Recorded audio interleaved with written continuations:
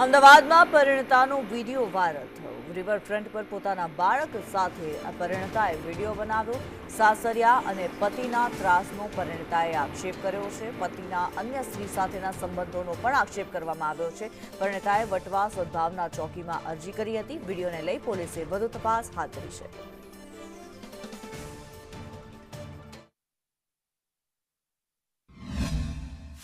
मेरा नाम मुस्कान है। मैं वटवा 4 मालिया की रहने वाली हूँ। मेरी सास का नाम है ज़बाना, रुखसार, यास्मीन, उसको आसो बोलते हैं। मेरा आदमी का नाम सद्दाम है, ऑटो रिक्शा चलाता है।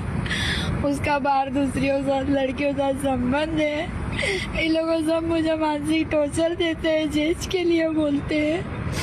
और मैंने सद्भावना पुलिस स्टेशन में फरियाद भी की, उसके ऊपर कुछ भी निकाल नहीं आया है।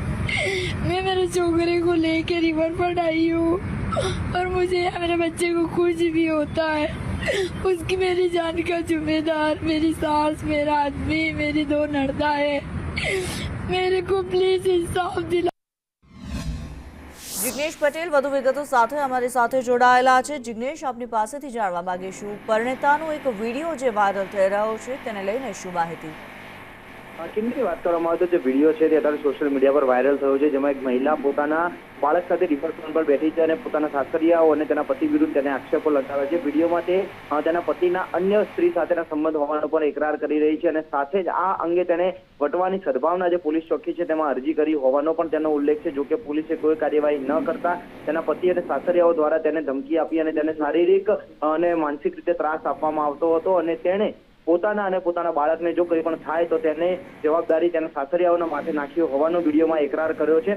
જે અંગે અત્યારે રિવરફ્રન્ટ પોલીસ એટલે કે રિવરફ્રન્ટ ઈસ્ટ વેસ્ટ તથા વટવા પોલીસે મહિલા પરિણીતા ક્યાં છે, તેને કોઈ અઘટિત પગલું ભર્યું છે કે કેમ, અથવા તો તે કોના સંપર્કમાં છે અને તે કઈ જગ્યાએ છે તે જાણવા માટે વધુ તપાસ શરૂ કરી છે।